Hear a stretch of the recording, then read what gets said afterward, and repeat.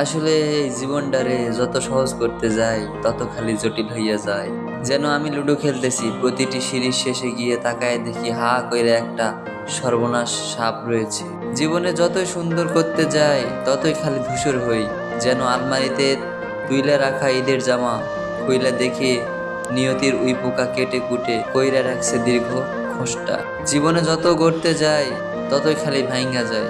যেন আমি নদীর কিনারা চীনামাটির ঘর বানাইয়া ঘুমায় আছি তার ভিতর। ঘুম ভাঙার পর চাইয়া দেখি সাঁতরাইতেছি জলের উপর, কোথাও কিচ্ছু নাই।